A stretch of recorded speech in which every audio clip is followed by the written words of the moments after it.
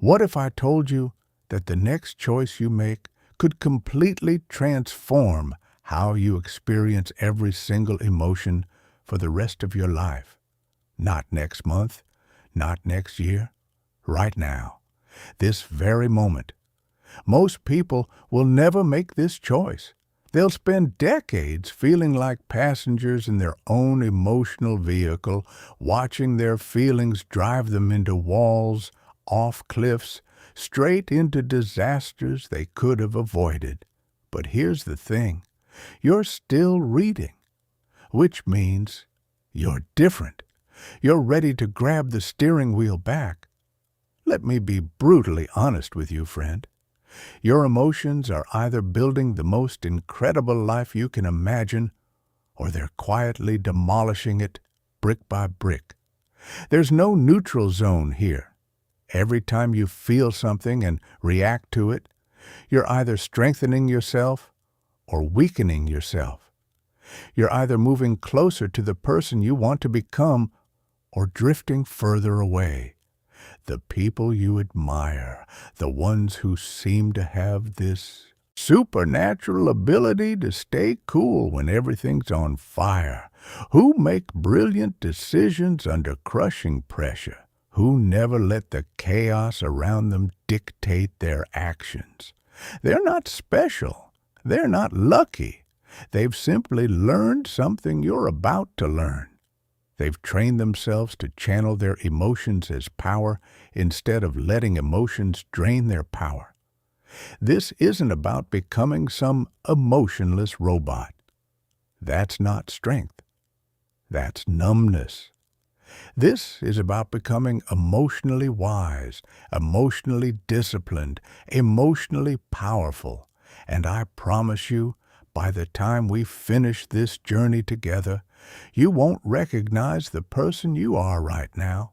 You'll have tools, you'll have systems, you'll have knowledge that works when life hits you hardest. Chapter 1. The Invisible Prison 99% of us live in. Let me ask you something, and I want you to really think about it. When was the last time you reacted to something emotionally and instantly wished you could rewind time? Maybe anger made you say something that damaged a relationship you cared about.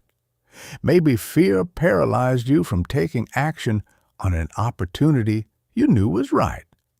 Maybe worry spiraled you into scenarios that never even happened, stealing hours of your peace. If you can remember even one moment like this, and let's be honest, we all can, then you already know the problem. Your emotions have been running the show while you've been sitting in the audience. Here's what's actually happening, and this is going to sound wild, but stay with me. Research suggests that people experience roughly 27,000 emotional responses every single day. 27,000 moments where your brain generates a feeling that influences your thoughts, your choices, your behavior. Most of these happen completely beneath your conscious awareness. You feel irritated, so you snap at someone you love. You feel nervous, so you avoid the conversation that could change everything.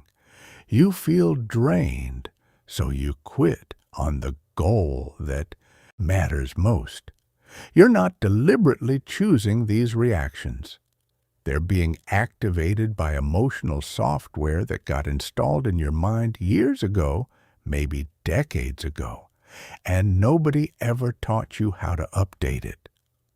Think about this for a second.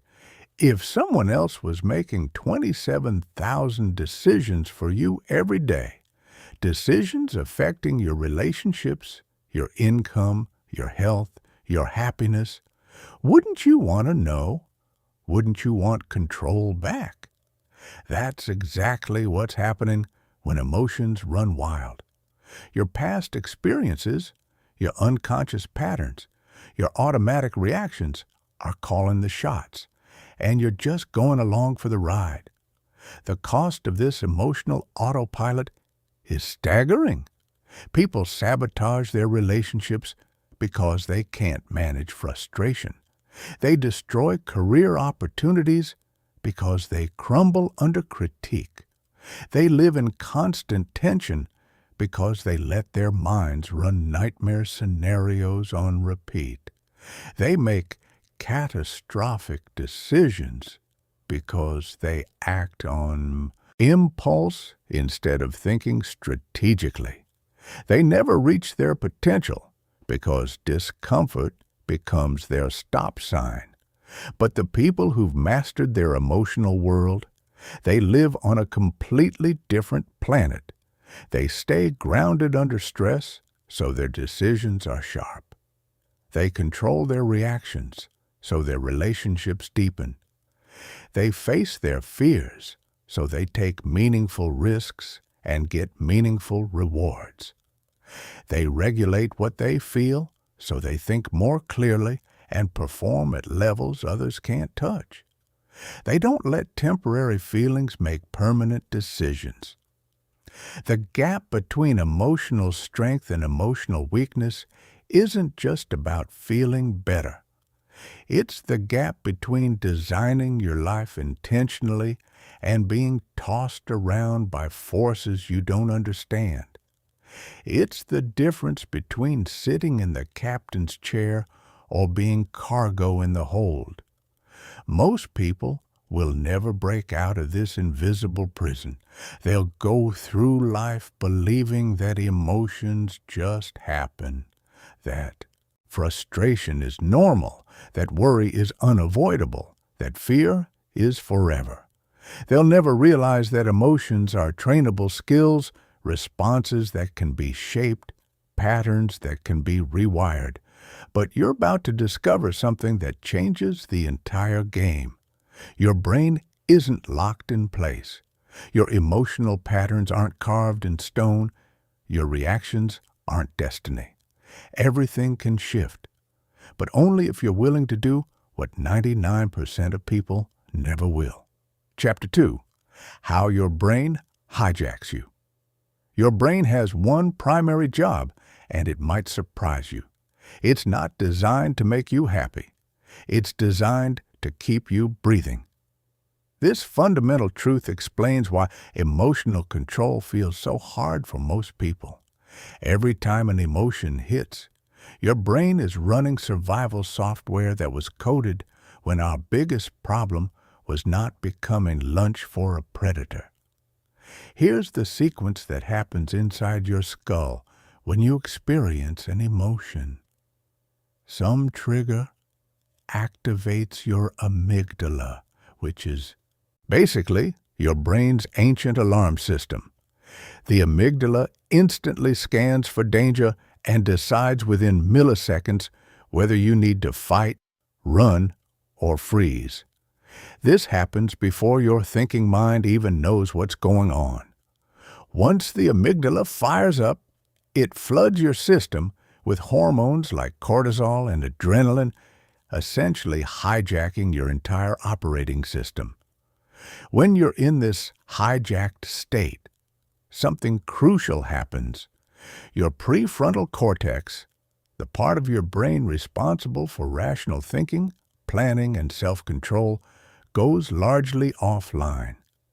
Blood flow to this region drops dramatically. Your ability to think logically, consider different perspectives, evaluate consequences, all of this disappears.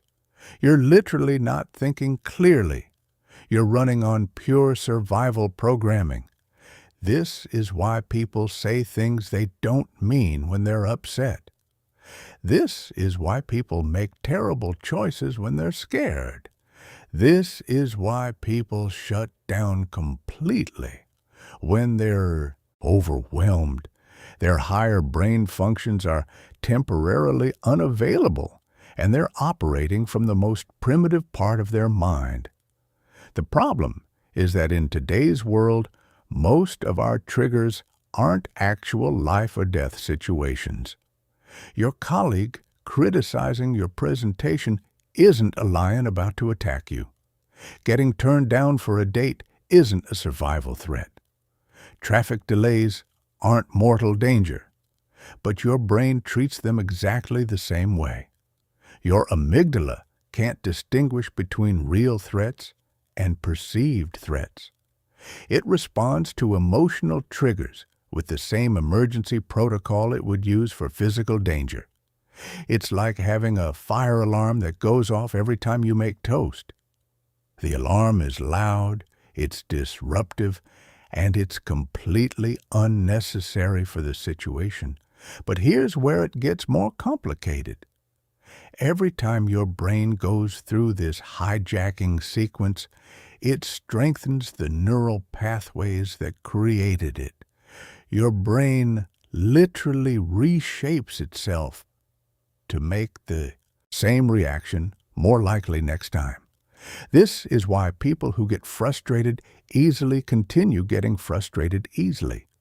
This is why anxious people often become more anxious over time. This is why emotional patterns seem to intensify instead of fade.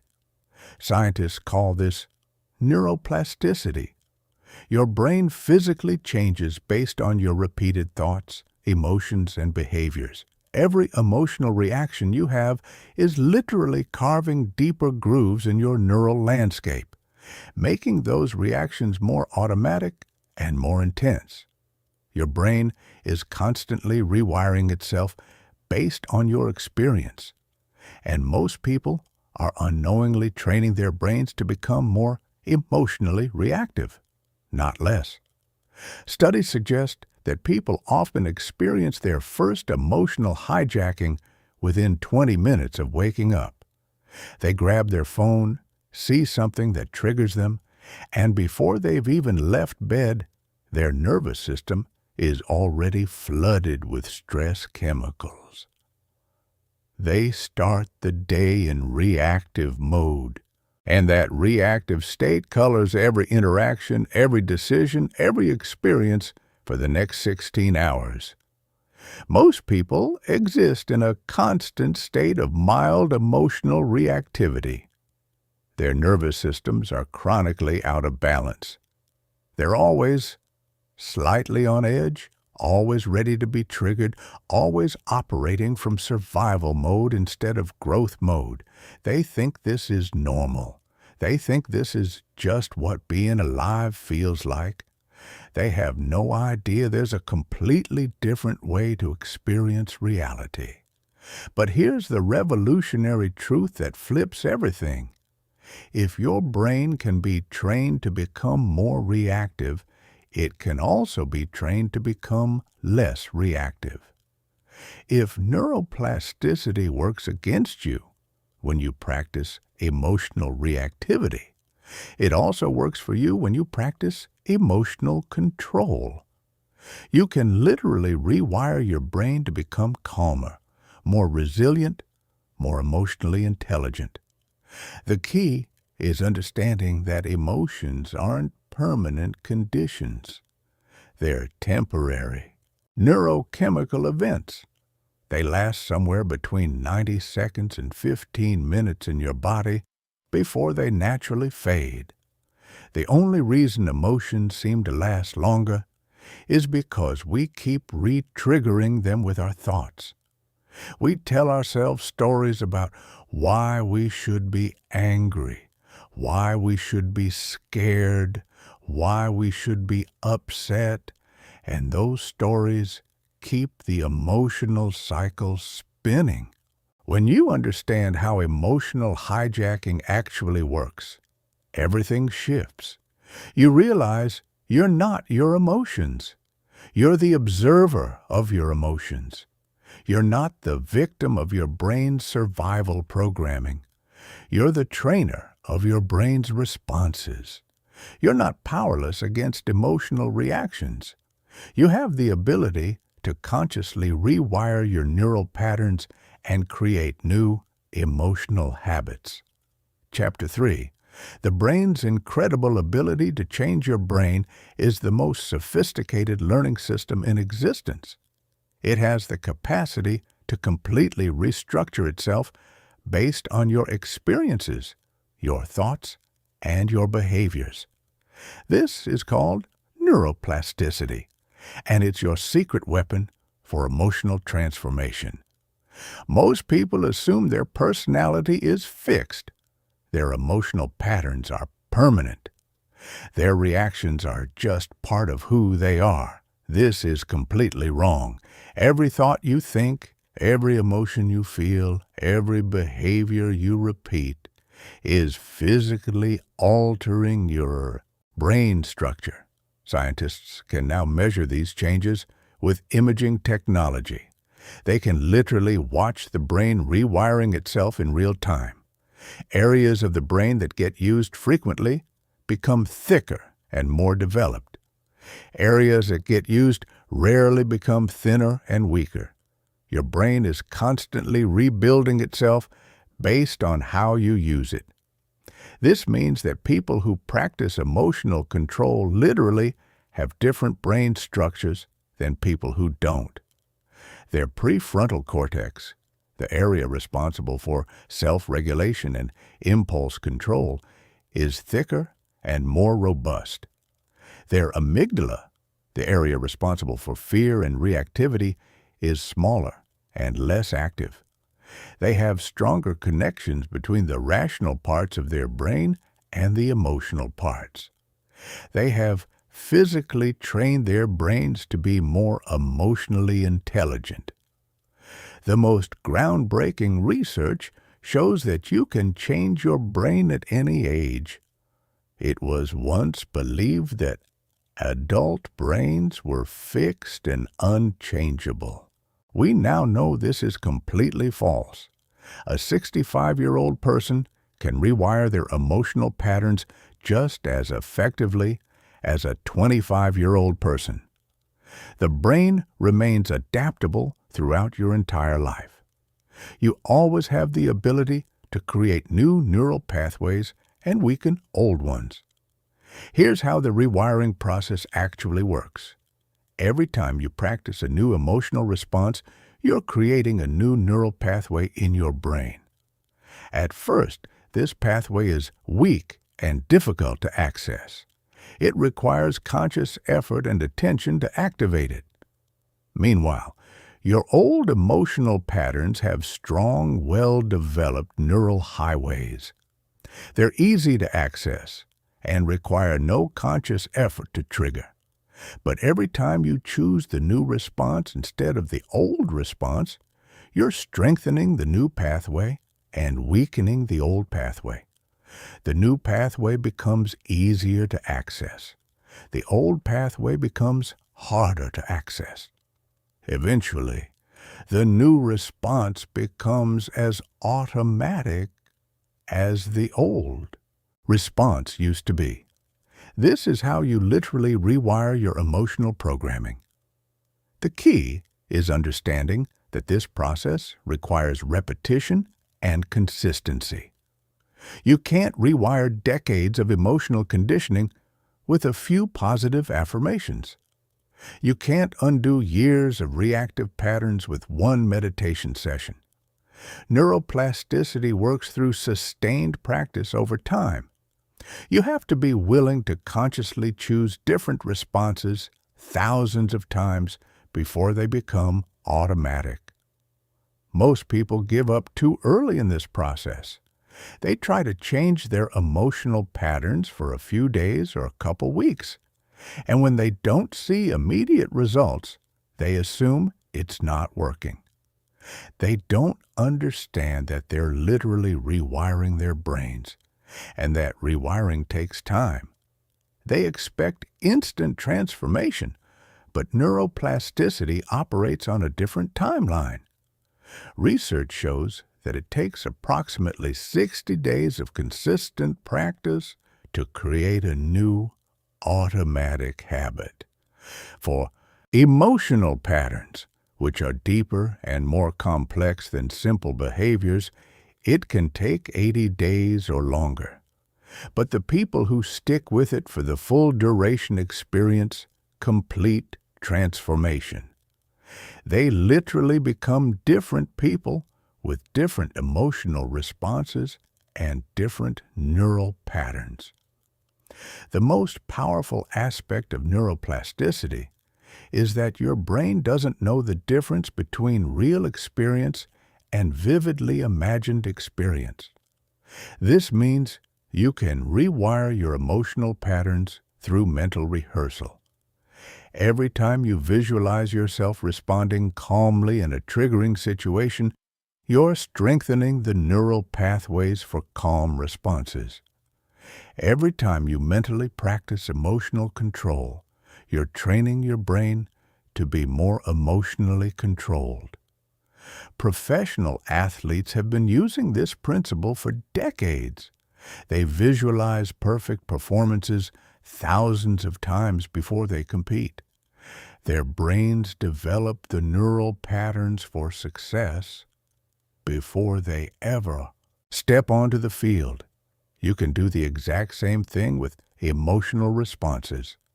You can mentally rehearse staying calm under pressure, responding thoughtfully to criticism, maintaining composure in difficult situations. The scientific evidence for neuroplasticity-based emotional training is overwhelming. Studies show that people who practice emotional regulation techniques have measurable changes in their brain structure within 7 weeks. Their stress hormones decrease. Their immune function improves. Their sleep quality increases. Their overall emotional well-being transforms completely. But here's the most important truth about neuroplasticity. It works whether you're conscious of it or not. Right now, your brain is either rewiring itself to become more emotionally intelligent or more emotionally reactive. Every emotional experience you have is training your brain in one direction or the other. The question isn't whether you will change your brain. The question is whether you'll change it intentionally or accidentally. Most people are accidentally training their brains to become more reactive, more anxious, more emotionally unstable. Every time they indulge in negative thinking, every time they allow themselves to be triggered, every time they react impulsively, they're strengthening the neural pathways for emotional weakness. But you have the opportunity to do the opposite. You can intentionally train your brain to become calmer, more resilient, more emotionally powerful. You can use neuroplasticity as a tool for transformation instead of a force for deterioration. You can become the conscious architect of your own emotional programming. Chapter 4. The 4 cornerstones of emotional power. Emotional strength isn't built randomly. It's built on 4 foundational cornerstones that must be developed together. These aren't optional skills you can pick and choose from like items on a menu. They're essential capacities that work in harmony to create unshakable emotional control. Most people try to develop emotional strength without understanding these foundations, which is why they struggle. It's like trying to build a skyscraper on sand instead of bedrock. It might stand for a while, but eventually it crumbles. The first cornerstone is emotional awareness. This is your ability to recognize what you're feeling in real time as you're feeling it. Most people have almost zero emotional awareness.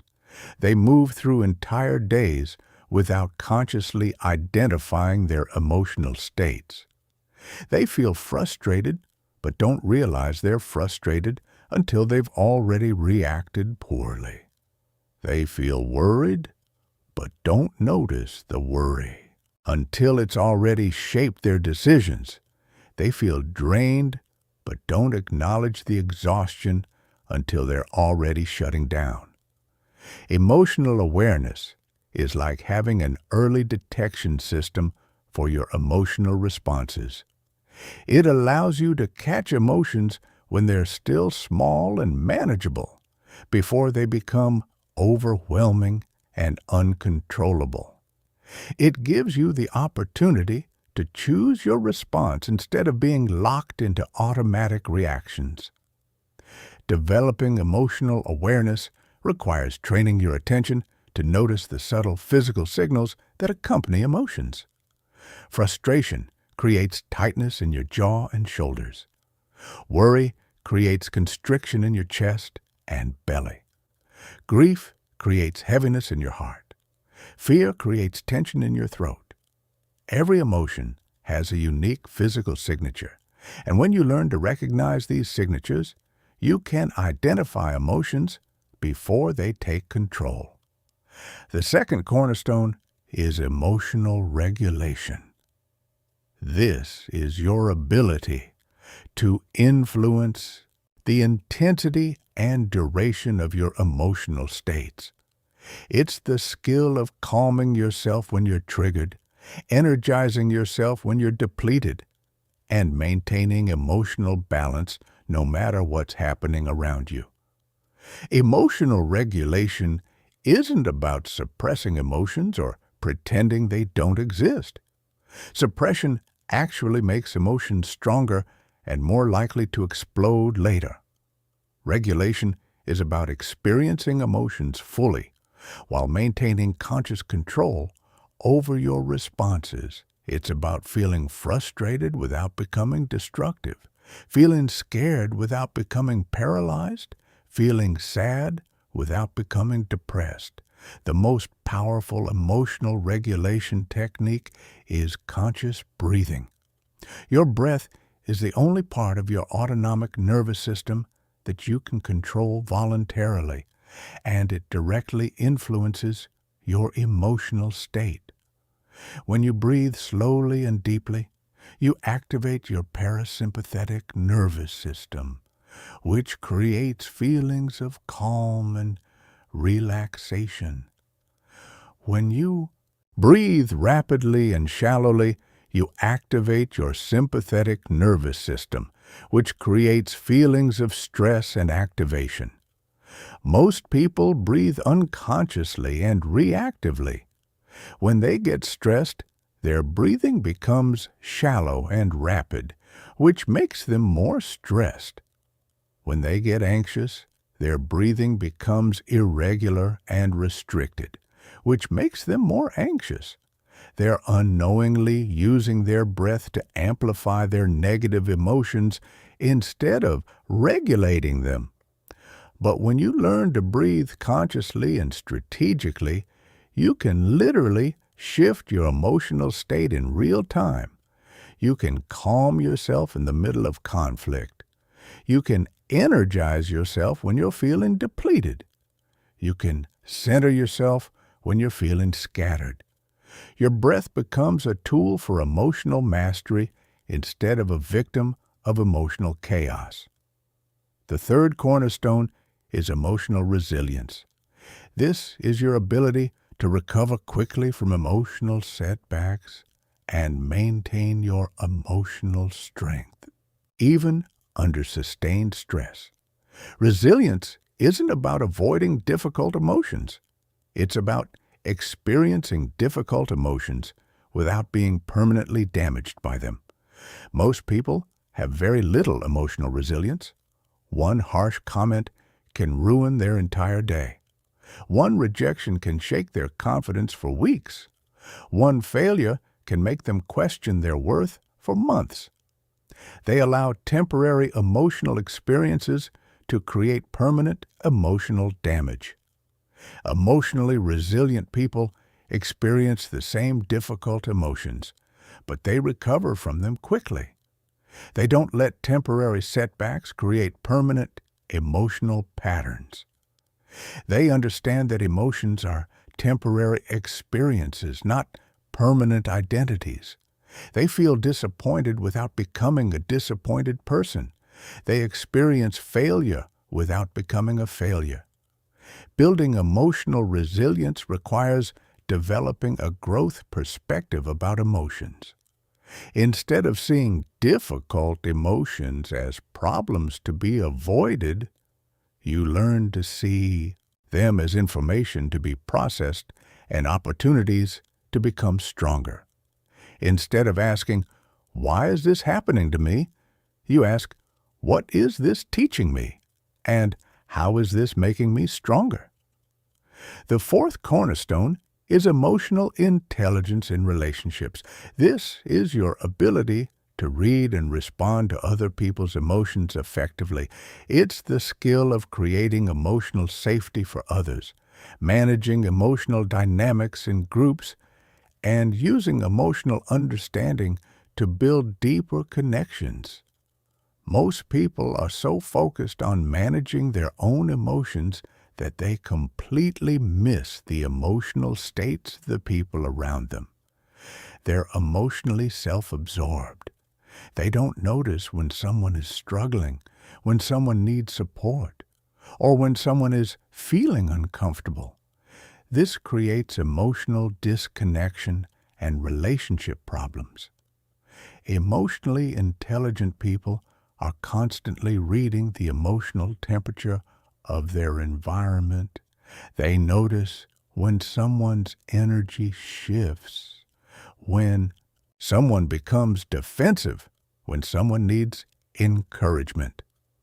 They use this information to adjust their communication style and create better emotional outcomes for everyone involved. These four cornerstones work together to create a foundation of emotional strength that can withstand any challenge. When you have emotional awareness, you can catch problems early. When you have emotional regulation, you can manage problems effectively. When you have emotional resilience, you can recover from problems quickly. When you have emotional intelligence in relationships, you can prevent many problems from occurring in the first place. Most people try to develop these skills randomly and inconsistently. They read an article about mindfulness and try meditation for a few days. They learn a breathing technique and use it occasionally. They practice emotional awareness when they remember to. This random approach produces random results. But when you develop these cornerstones systematically and simultaneously, they reinforce each other and create exponential growth in your emotional strength. Your awareness enhances your regulation. Your regulation builds your resilience. Your resilience improves your relationships. Your improved relationships create more opportunities to practice and develop all four skills. Chapter 5. Daily Training for Emotional Excellence. Emotional mastery isn't achieved through occasional practice or weekend seminars. It's built through daily training that systematically strengthens your emotional muscles and rewires your automatic responses. Just like physical fitness requires consistent daily exercise, emotional fitness requires consistent daily training. Most people approach emotional development the same way they approach physical fitness. They get motivated. They try really hard for a few days or weeks. Then they give up when they don't see immediate results. They think they can develop emotional strength through occasional effort. But emotional training works exactly like physical training. It requires consistent daily practice over extended periods of time. The most effective approach to emotional training is to create a daily emotional practice protocol that becomes as automatic as brushing your teeth. This protocol should include specific practices for developing each of the four foundational cornerstones, and it should be designed to progressively challenge and strengthen your emotional capacities over time. Your daily emotional training protocol should begin the moment you wake up, before you check your phone, before you interact with other people, before the world has a chance to trigger your old emotional patterns. The first hour of your day is the most crucial hour for emotional training because it sets the emotional tone for everything that follows. The morning emotional preparation routine starts with conscious breathing. Before you get out of bed, while your mind is still calm and clear, take 10 deep breaths and set your emotional intention for the day. Ask yourself how you want to show up emotionally. Do you want to be calm and centered? Do you want to be confident and assertive? Do you want to be open and compassionate? Set a clear intention and visualize yourself embodying that emotional state throughout the day. Next, practice emotional awareness scanning.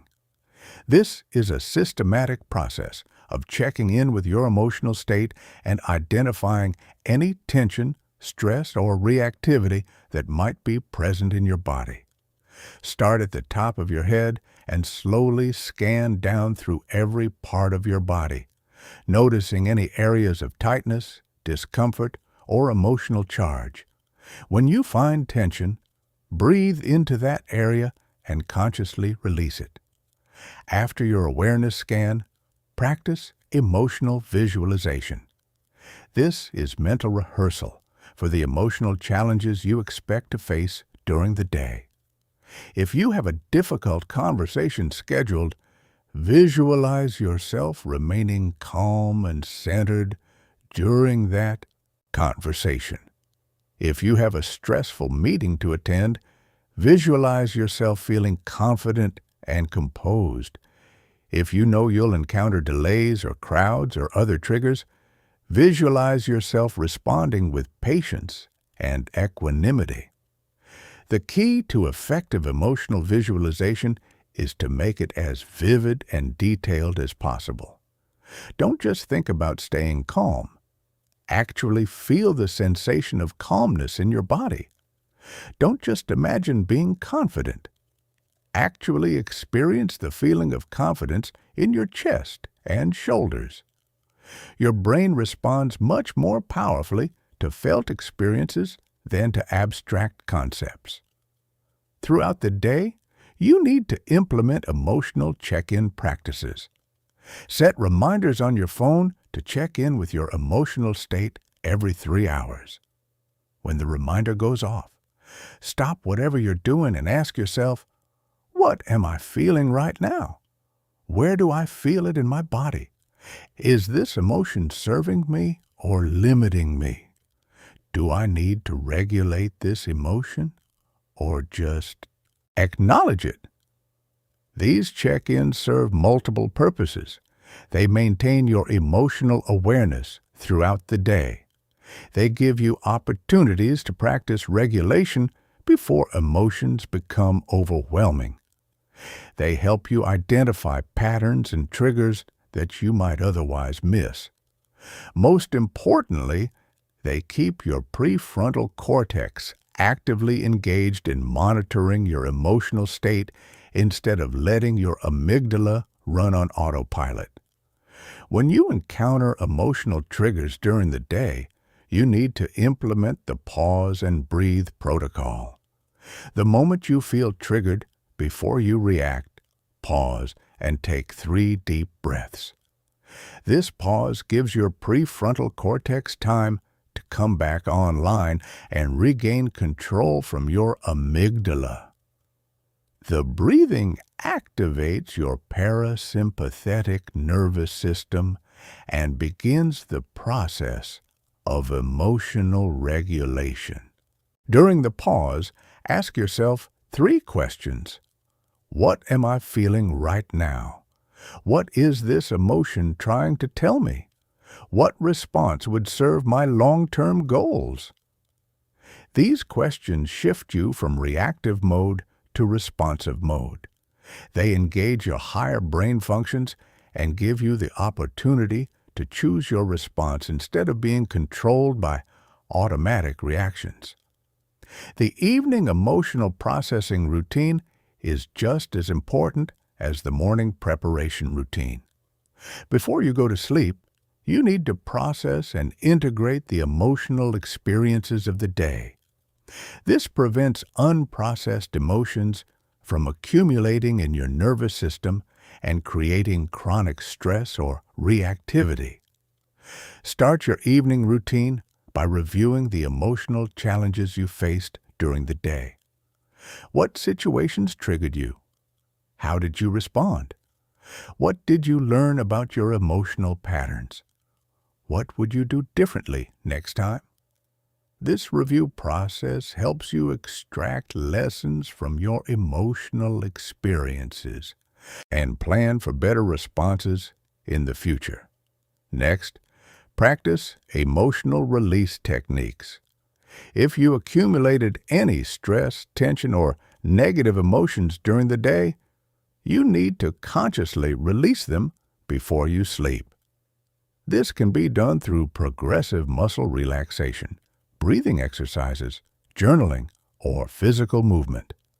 The goal is to clear your emotional slate so you don't carry today's stress into tomorrow's experiences. Finally, practice gratitude and appreciation. Identify 3 things you're grateful for from the day, including at least one emotional challenge that helped you grow stronger. Gratitude rewires your brain to notice positive experiences instead of only focusing on problems and threats. It creates positive emotional states that strengthen your overall emotional resilience.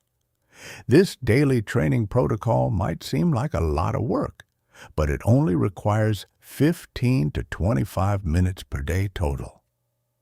10 minutes in the morning, brief check-ins throughout the day, and 10 minutes in the evening. This small investment of time creates massive returns in emotional strength, resilience, and life satisfaction. The key is consistency rather than perfection. You don't need to do every practice perfectly every day. You just need to do something every day to maintain the training process. Even 5 minutes of conscious breathing is better than no practice at all. Even one emotional check-in is better than going through the entire day unconsciously. Most people underestimate how quickly daily training produces results. Within just 2 weeks of consistent practice, you'll notice significant improvements in your emotional awareness and regulation. Within 30 days, you'll experience noticeable changes in your emotional resilience and relationship dynamics. Within 80 days, you'll have completely rewired your emotional programming and established new automatic responses. The people who commit to daily emotional training for a full year experience complete emotional transformation. They become completely different people with completely different emotional patterns. They develop the kind of emotional strength that allows them to stay calm under any pressure, respond thoughtfully to any challenge, and maintain their emotional balance no matter what's happening around them. But you have to be willing to treat emotional training as seriously as you would treat physical training. You wouldn't expect to get physically fit by exercising occasionally when you feel like it. You can't expect to get emotionally fit by practicing emotional skills occasionally when you remember to. Emotional mastery requires the same level of commitment, consistency, and progressive training that physical mastery requires. Chapter 6. Advanced Techniques for Emotional Control. Now that you understand the foundation, it's time to master the advanced techniques that separate the emotionally elite from the emotionally average. These aren't basic breathing exercises or simple mindfulness practices. These are powerful neurological interventions that can instantly shift your emotional state even in the most challenging circumstances. The first advanced technique is called emotional reframing. This is your ability to consciously change the meaning you assign to emotional triggers. Most people think their emotions are caused by external events. But this is completely false. Your emotions are caused by the meaning you give to events, not the events themselves. Two people can experience the exact same situation and have completely different emotional responses based on how they interpret what happened. When someone criticizes your work, you can choose to interpret it as an attack on your worth, which will trigger defensiveness and hurt. Or you can choose to interpret it as valuable feedback that will help you improve, which will trigger curiosity and appreciation. The external event is identical. The emotional response is completely different based on the meaning you assign. Emotional reframing works by consciously questioning your automatic interpretations and choosing more empowering meanings. When you feel triggered, instead of accepting your first emotional response as truth, ask yourself, what else could this mean? How else could I interpret this situation? What would someone who stays emotionally strong think about this? The most powerful reframing technique is called the growth perspective. Instead of asking, why is this happening to me? Ask, how is this making me stronger? Instead of seeing challenges as problems, see them as training. Instead of viewing difficult people as enemies, see them as teachers who are helping you develop emotional resilience. This shift in perspective literally changes your brain chemistry and transforms negative emotions into positive ones. The second advanced technique is called emotional anchoring. This is the process of conditioning your body to instantly access specific emotional states through physical triggers. Professional performers use this technique to instantly access confidence before going on stage. Elite athletes use it to access peak performance states before competing. You can use it to access calmness, confidence, or any other emotional state whenever you need it. Emotional anchoring works by repeatedly pairing a physical gesture with a desired emotional state until the gesture automatically triggers the emotion. Choose a specific gesture, like pressing your thumb and middle finger together. Every time you feel naturally confident, calm, or strong, immediately make this gesture while fully experiencing the positive emotion. After several repetitions, the gesture becomes an instant trigger for that emotional state. The key to effective anchoring is intensity and repetition. You need to be in a highly emotional state when you create the anchor, and you need to repeat the process multiple times.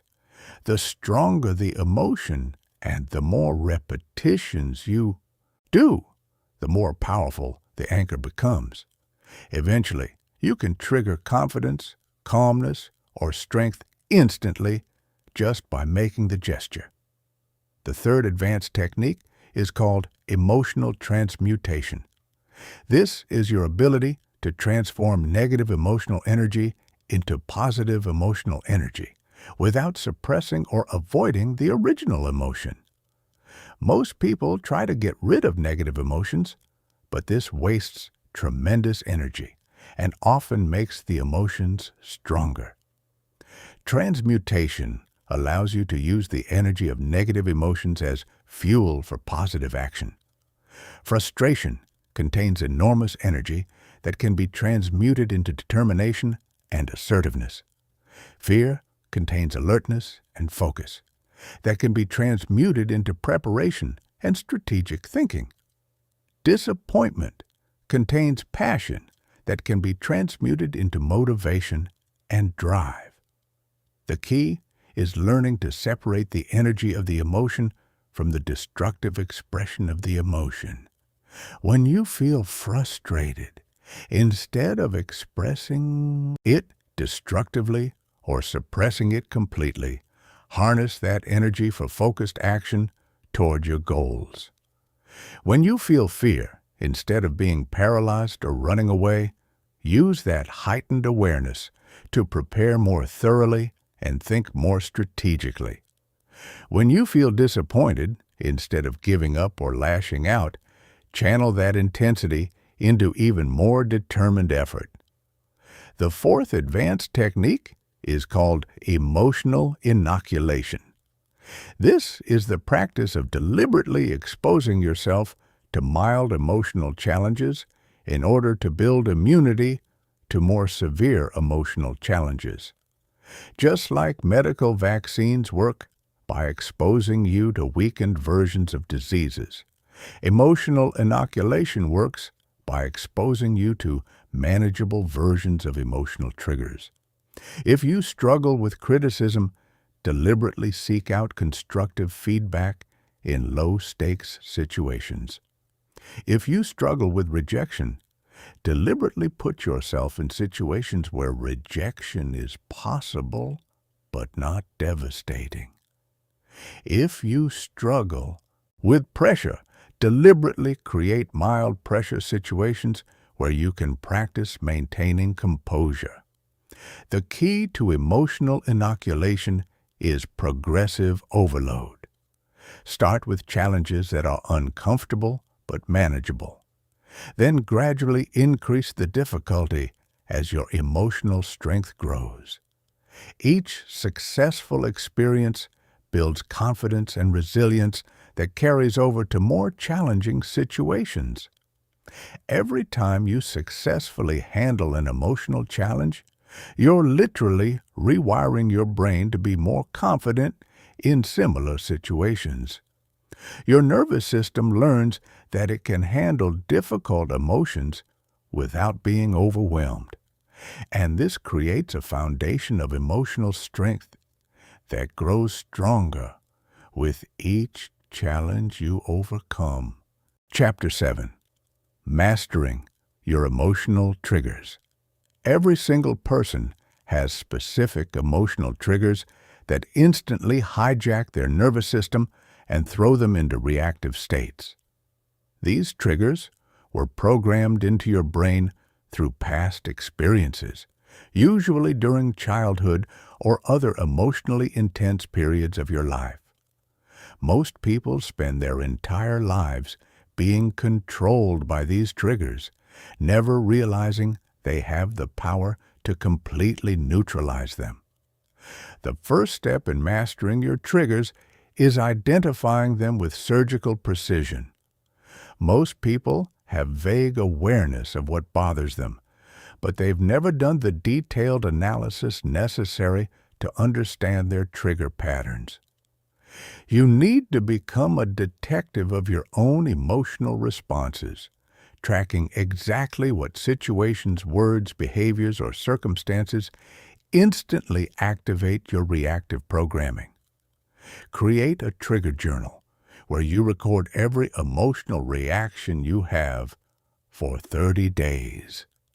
Note the specific situation, the exact trigger, your physical sensations, your emotional response, and your behavioral reaction. Look for patterns. Do you get triggered by criticism about your abilities?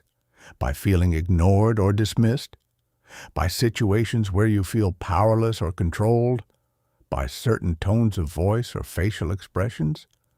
Most people have between 4 and 8 core trigger categories that account for roughly 75% of their emotional reactivity. Once you identify these core categories, you can begin the systematic process of desensitizing yourself to these triggers and installing new automatic responses. The most powerful technique for neutralizing triggers is called trigger reprocessing. This involves deliberately revisiting the original experiences that created your trigger programming and consciously rewriting the emotional memory. Most triggers are created during moments when you felt powerless, hurt, or threatened.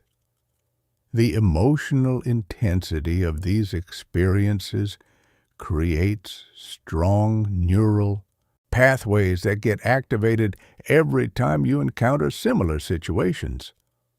Trigger reprocessing works by accessing the original memory while in a calm, empowered state and consciously changing your relationship to that experience.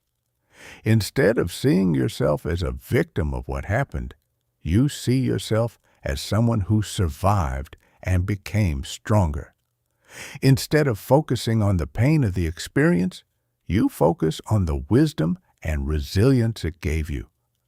The key is to reprocess the memory from your current adult perspective rather than from the perspective of the child or younger person who originally experienced the trauma. Your adult self has resources, understanding, and emotional strength that your younger self didn't have. When you bring this mature perspective to old wounds, you can heal them and neutralize their power over your present emotional responses. The second technique is called trigger rehearsal. This involves mentally practicing new responses to your known triggers until these new responses become automatic. Most people only practice emotional responses when they're actually triggered, which means they're practicing while their nervous system is hijacked and their higher brain functions are offline. This is like trying to learn a new skill while you're having a panic attack. Trigger rehearsal allows you to practice new responses while you're calm and centered, which means you're encoding these new patterns into your brain with full access to your higher cognitive functions. Visualize yourself encountering your specific triggers and responding with complete emotional control. See yourself staying calm when criticized, remaining confident when rejected, maintaining composure under pressure. The more vividly you can imagine these scenarios and the more intensely you can feel yourself responding with strength, the more powerful the neural encoding becomes. Your brain begins to expect these new responses and starts automatically accessing them when the actual triggers occur. The third technique is called trigger exposure therapy. This involves deliberately and gradually exposing yourself to your triggers in controlled environments where you can practice new responses. Most people avoid their triggers, which keeps them sensitive and reactive. Controlled exposure allows you to build tolerance and develop new automatic responses.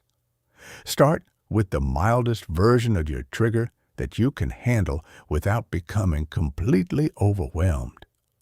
Practice your new response until you can maintain emotional control consistently.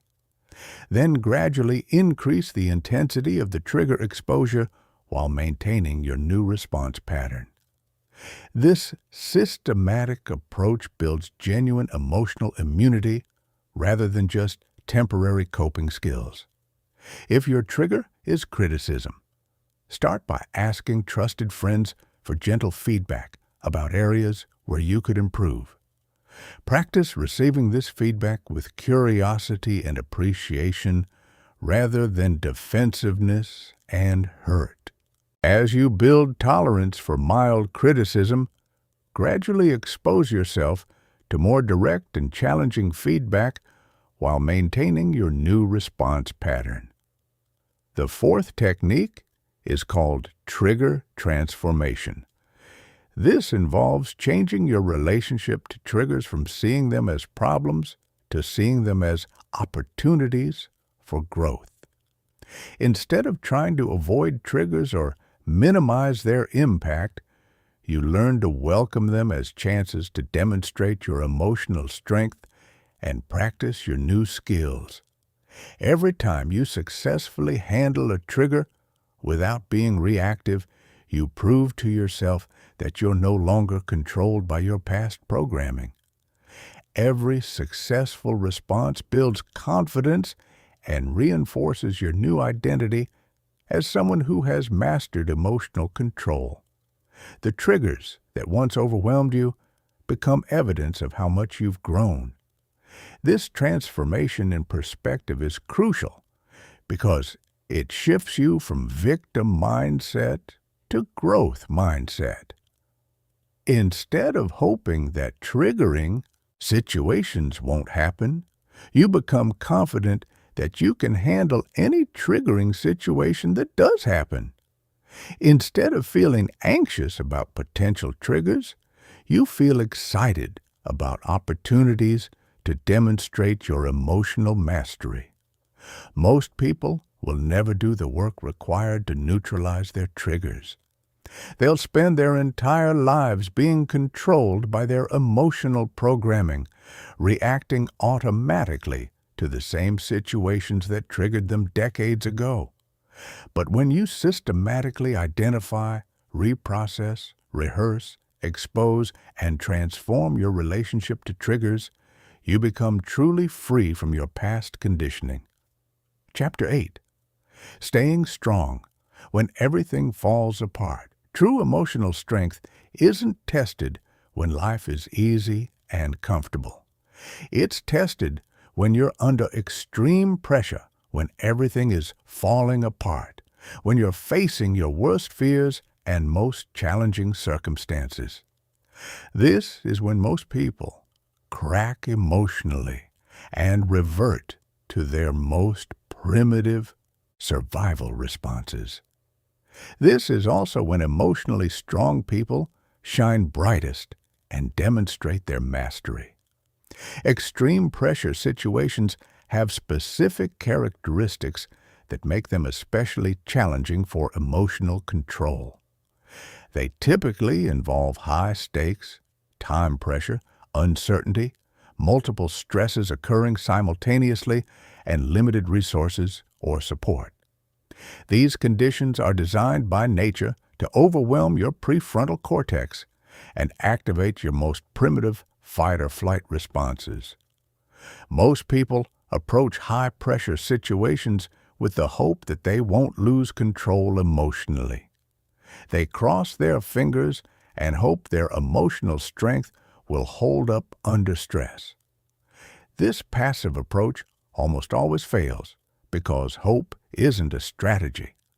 Emotional strength under pressure requires specific preparation, specific techniques, and specific mindsets that must be developed and practiced before the pressure arrives.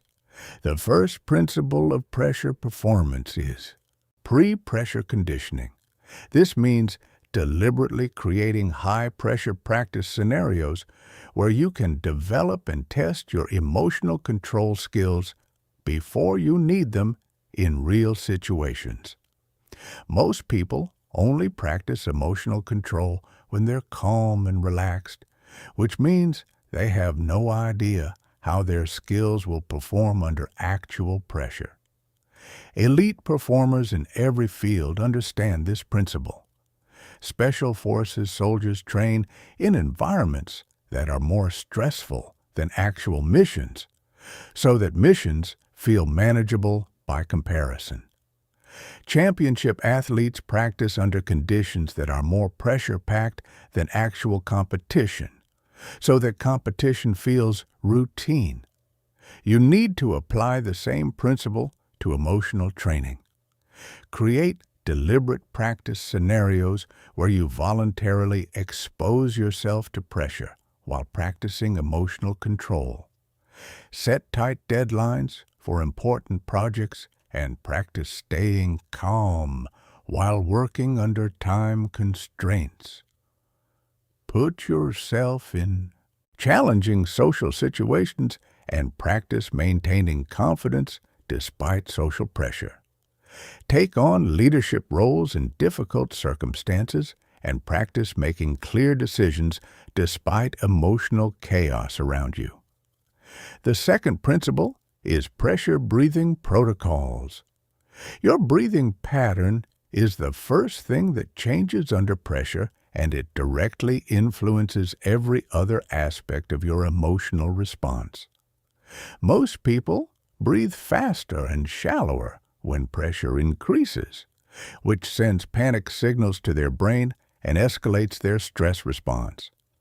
Elite pressure performers use specific breathing patterns that maintain emotional control even under extreme stress. The most effective pattern is box breathing. Inhale for 4 counts, hold for 4 counts, exhale for 4 counts, hold for 4 counts, then repeat.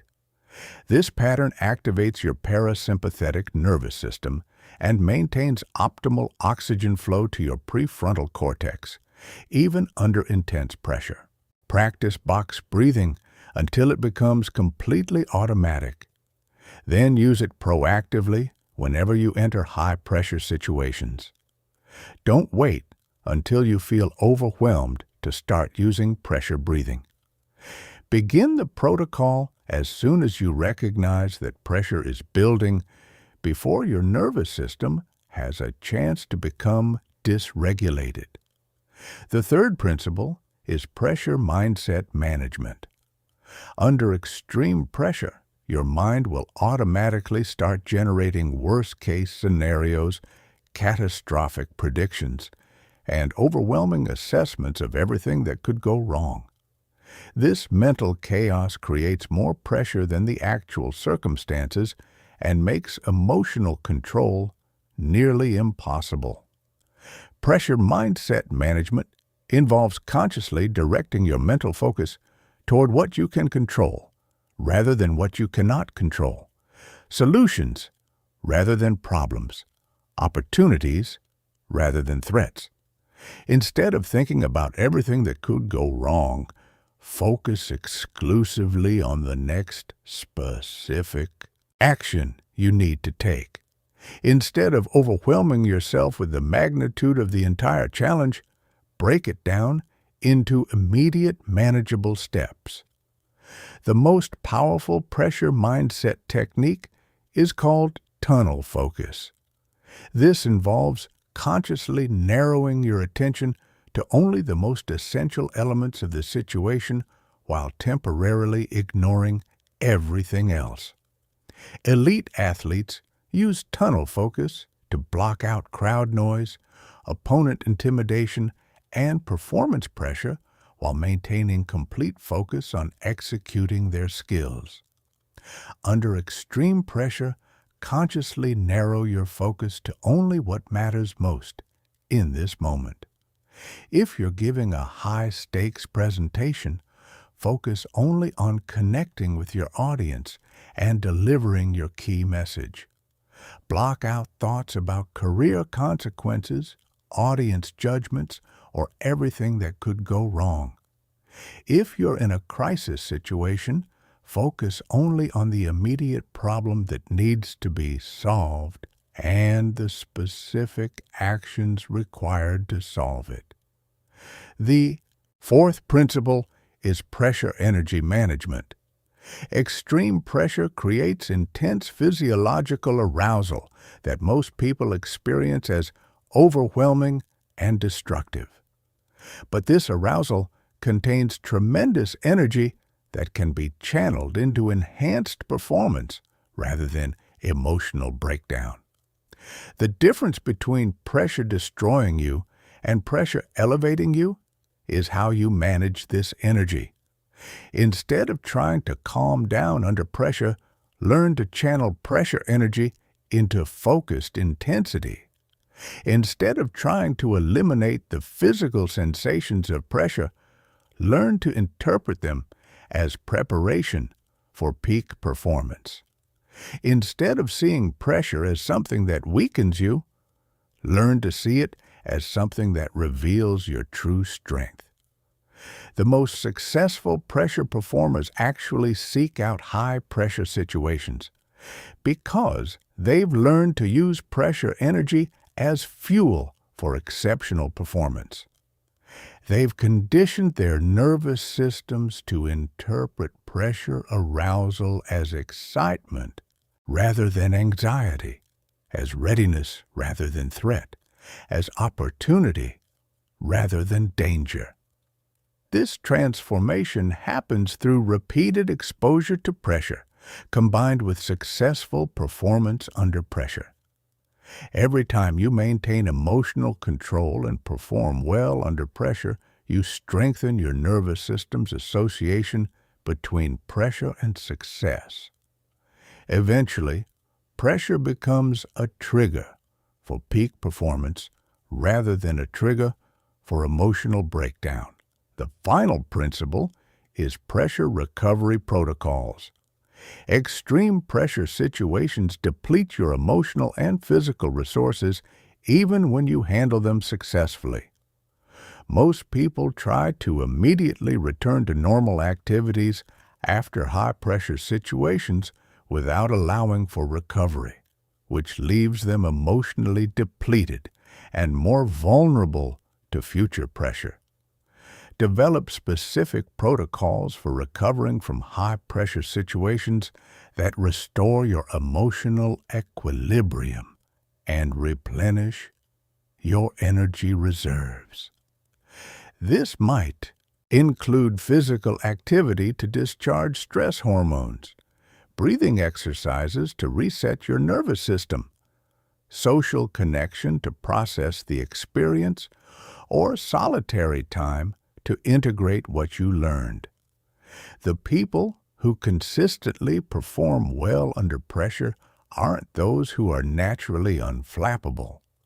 They're those who have systematically trained their emotional responses to pressure and developed reliable protocols for maintaining control even when everything around them is chaotic. They've transformed pressure from an enemy to an ally, from a source of breakdown to a source of breakthrough. Chapter 9. Building unbreakable emotional resilience. Emotional resilience isn't about avoiding emotional pain or pretending that difficult experiences don't affect you. It's about developing the capacity to experience intense emotional challenges without being permanently damaged by them. It's about bouncing back stronger from setbacks instead of being broken by them. Most people have very little emotional resilience, which means that every major disappointment, rejection, or failure leaves them emotionally wounded for months or years.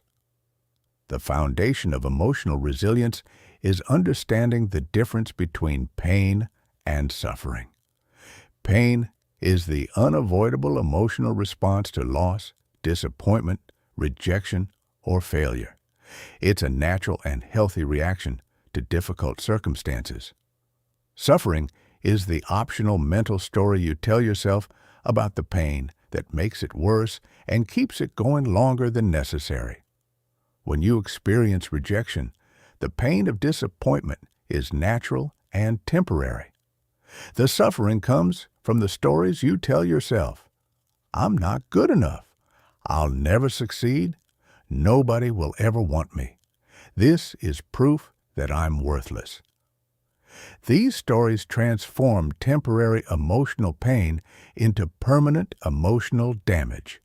They keep you stuck in victim mindset instead of allowing you to process the experience and move forward stronger. Building emotional resilience requires learning to separate pain from suffering. You allow yourself to feel the natural emotional response to difficult experiences without adding the destructive mental commentary that transforms healthy pain into toxic suffering. You experience disappointment without becoming a disappointed person. You feel rejected without concluding that you're fundamentally unworthy. The first resilience-building technique is called emotional processing protocols. Instead of avoiding or suppressing difficult emotions, you develop systematic ways of experiencing them fully and extracting the wisdom they contain. Most people either try to avoid painful emotions completely or they get lost in them and never recover. Neither approach builds resilience. Emotional processing involves consciously creating time and space to feel difficult emotions completely while maintaining enough perspective to learn from them. When something difficult happens, schedule specific time to process the emotional impact. Sit quietly and allow yourself to feel whatever emotions arise without judging them or trying to change them. Notice where you feel the emotions in your body. Breathe into those areas and allow the emotions to move through you naturally. After you've felt the emotions fully, engage your analytical mind to extract lessons from the experience. What did this teach you about yourself, other people, or how the world works? How did this experience reveal your strengths or highlight areas where you need to grow? How can you use this information to make better decisions or develop new skills? What opportunities might emerge from this challenge that wouldn't have existed otherwise? The second technique is called anti-fragile conditioning. This concept, developed by thinker Nassim Taleb, describes systems that become stronger when stressed rather than just surviving stress. Most people aim to be resilient enough to return to their previous level of functioning after difficulties. Anti-fragile people use difficulties as catalysts to reach higher levels of functioning than they had before the challenge. Anti-fragile conditioning means actively seeking challenges that will make you stronger while avoiding challenges that will break you. It means deliberately putting yourself in situations that require you to grow, adapt, and develop new capabilities. Instead of trying to create a life without challenges, you create a life full of challenges that strengthen you. This requires developing accurate assessment of your current emotional capacity and choosing challenges that stretch you without overwhelming you. If you're currently afraid of public speaking, anti-fragile conditioning might involve joining a speaking group and gradually taking on bigger speaking challenges.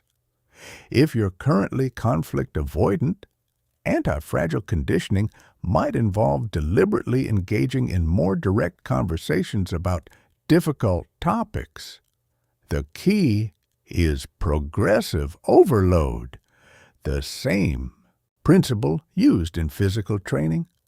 You gradually increase the emotional demands you place on yourself as your capacity grows.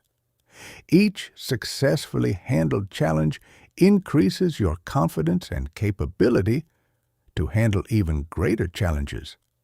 Eventually, you develop such strong emotional resilience that challenges become opportunities for growth rather than threats to your stability. The third technique is called identity strengthening through adversity. Most people allow difficult experiences to weaken their sense of identity and self-worth.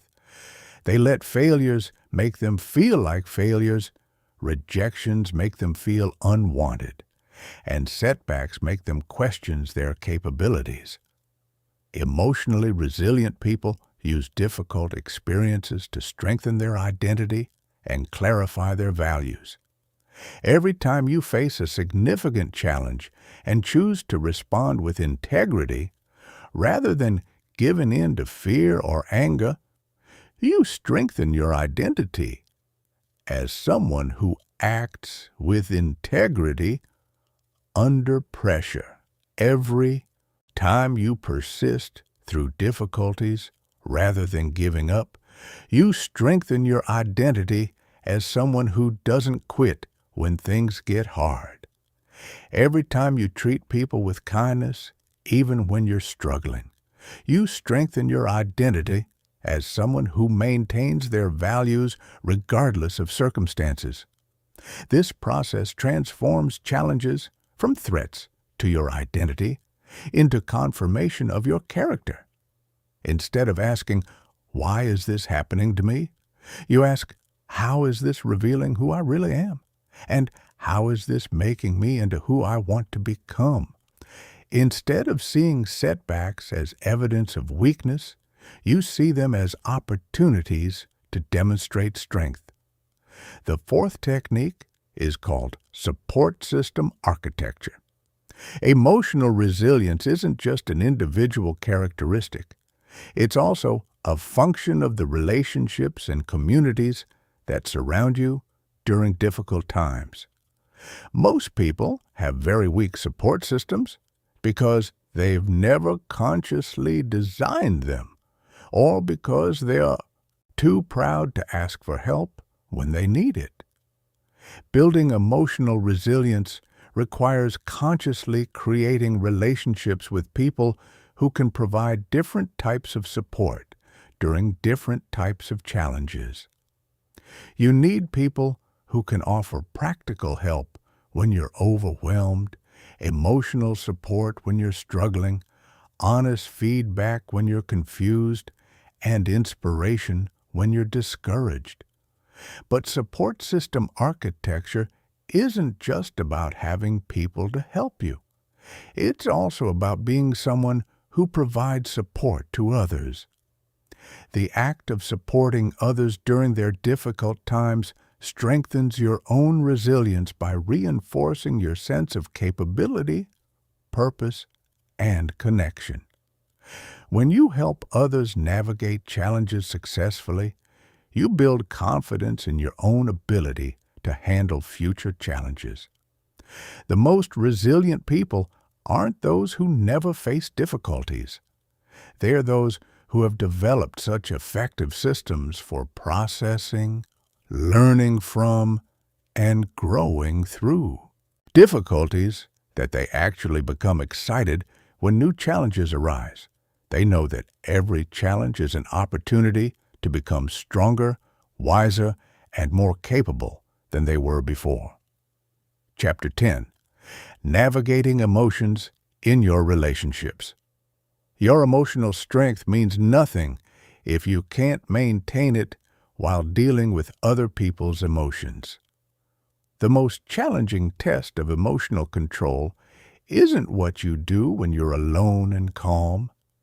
It's what you do when you're interacting with people who are stressed, upset, defensive, manipulative, or emotionally dysregulated.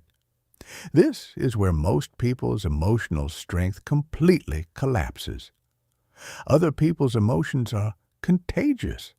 When someone around you is upset, anxious, or frustrated, their emotional state automatically influences your nervous system through a process called emotional contagion. Mirror neurons in your brain unconsciously mimic the emotional expressions and body language of people around you, which creates similar emotions in your own body. This means you can start feeling frustrated just because someone near you is frustrated, even if their frustration has nothing to do with you. Most people are completely unconscious of emotional contagion. They walk into a room where people are stressed and immediately feel stressed without understanding why. They spend time with anxious people and leave feeling anxious. They interact with upset people and find themselves becoming upset. They think these emotional shifts are happening to them randomly when they're actually being caused by their unconscious emotional absorption of other people's states. The first principle of relational emotional mastery is conscious emotional boundaries. This means maintaining awareness of your own emotional state while interacting with others and noticing when your emotions start shifting in response to their emotions. Instead of unconsciously absorbing other people's emotional states, you consciously choose which emotions to engage with and which emotions to deflect. Emotional boundaries aren't walls that prevent you from connecting with others. They're filters that allow you to remain empathetic and supportive while maintaining your own emotional equilibrium. You can understand and care about someone's frustration without becoming frustrated yourself. You can support someone who is anxious without absorbing their anxiety. You can help someone who is depressed without becoming depressed. Creating emotional boundaries requires developing what psychologists call differentiation. This is the ability to remain emotionally connected to someone while maintaining your own separate emotional identity. Most people are either completely merged with other people's emotions or completely cut off from them. Neither approach allows for healthy relationships or emotional strength. The second principle is emotional regulation modeling. When you interact with someone who is emotionally dysregulated, you have two choices.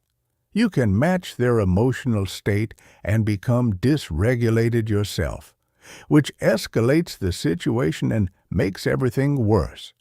Or you can maintain your emotional regulation and help them return to a regulated state through your example. Emotional regulation modeling works because regulated nervous systems have a calming effect on dysregulated nervous systems. When you remain calm in the presence of someone who is upset, your regulated state provides a template for them to return to regulation. Your calm breathing influences their breathing. Your relaxed body language influences their muscle tension. Your centered energy influences their scattered energy. This isn't about suppressing your emotions or pretending everything is fine when it's not. It's about feeling whatever emotions arise in response to the situation while maintaining conscious control over how you express those emotions. You can feel frustrated with someone's behavior while speaking to them in a calm tone. You can feel disappointed with the situation while maintaining hopeful body language. The key to effective emotional modeling is authenticity combined with regulation. If you try to fake calmness while you're actually feeling chaotic inside, people will sense the incongruence, and it will make them more anxious rather than less. You need to actually achieve internal regulation, not just external appearance of regulation. The third principle is strategic emotional responses. Different people and different situations require different emotional approaches for optimal outcomes. Instead of having one default emotional response to all challenging interpersonal situations, you consciously choose your emotional approach based on what will be most effective for the specific person and situation you're dealing with. Some people respond well to direct, assertive communication and will respect you more if you stand up to their aggressive behavior. Other people become more defensive when challenged, directly and respond better to gentle, supportive approaches. Some situations require you to be firm and set clear boundaries. Other situations require you to be flexible and find creative compromises. Developing strategic emotional responses requires studying the people in your life and understanding what emotional approaches work best with each person. Pay attention to how different people respond when you're calm versus intense, direct versus indirect, serious versus playful. Notice what emotional approaches bring out the best in each person and what approaches trigger their worst behaviors. This isn't about being manipulative or fake. It's about being emotionally intelligent enough to adjust your communication style to create the best possible outcomes for everyone involved, just like you would adjust your vocabulary when speaking to a child versus an adult. You adjust your emotional approach when dealing with different personality types and emotional styles. The fourth principle is conflict transformation through emotional mastery. Most people see interpersonal conflict as something to avoid or win. Emotionally masterful people see conflict as an opportunity to strengthen relationships and create better understanding between people. Instead of trying to avoid conflict or dominate in conflict, they use their emotional skills to transform conflict into connection. Conflict transformation requires maintaining empathy for the other person's experience while clearly expressing your own needs and boundaries. It means being curious about why the other person is upset instead of immediately becoming defensive. It means looking for the underlying needs and values that are driving the conflict instead of just focusing on the surface-level disagreement. When someone is upset with you, instead of getting upset back or becoming defensive, get curious about what they're really upset about. What need of theirs isn't being met? What value of theirs feels violated? What fear might be driving their frustration?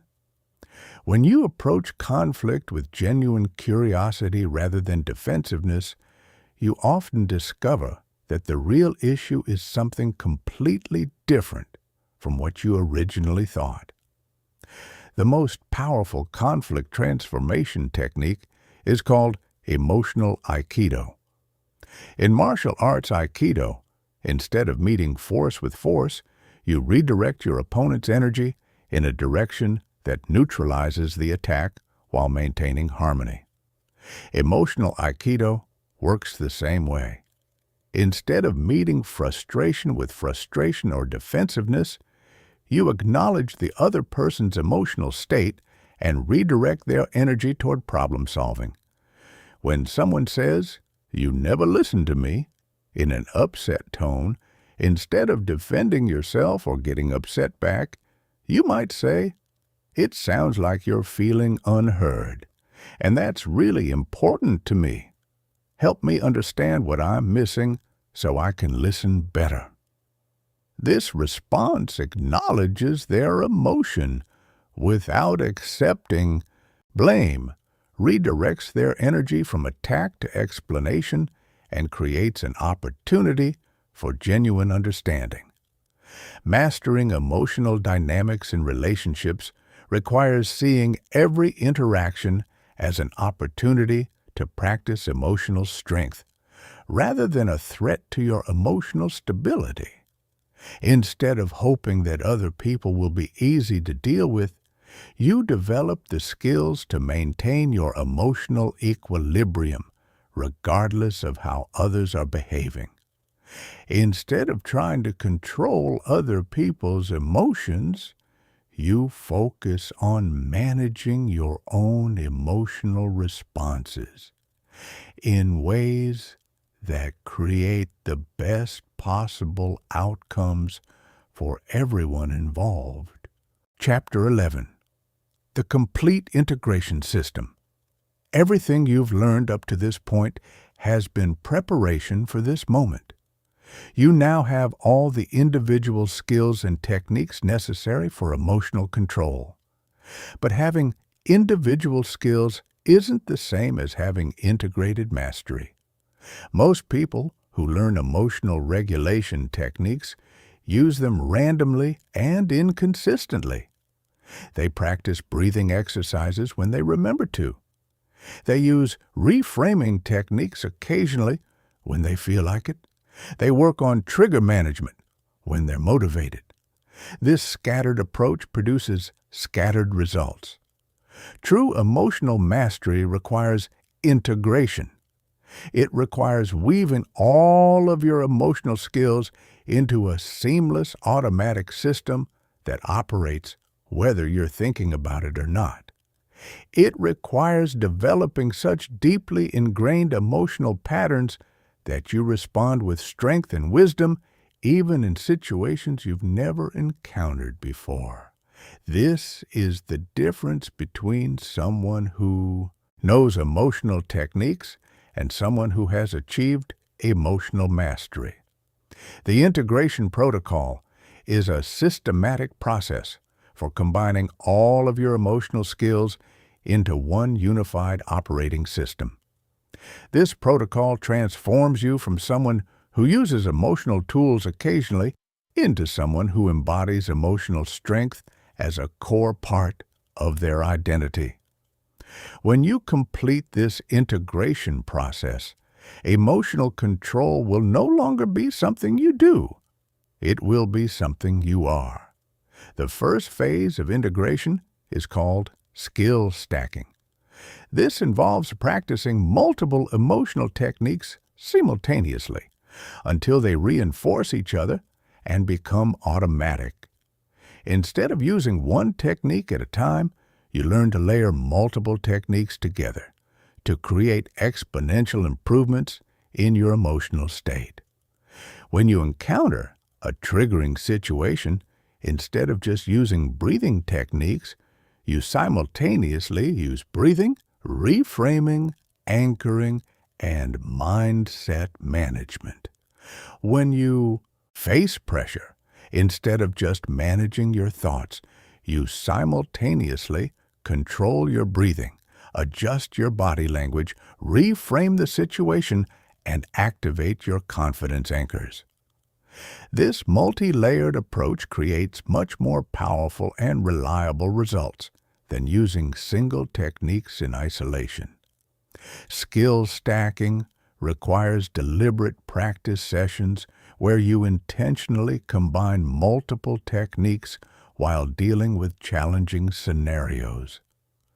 Create practice situations that require you to use breathing, reframing, anchoring, and mindset management all at the same time. Start with mild challenges and gradually increase the difficulty until you can automatically access multiple techniques even under extreme stress. The second phase is called pattern interruption mastery.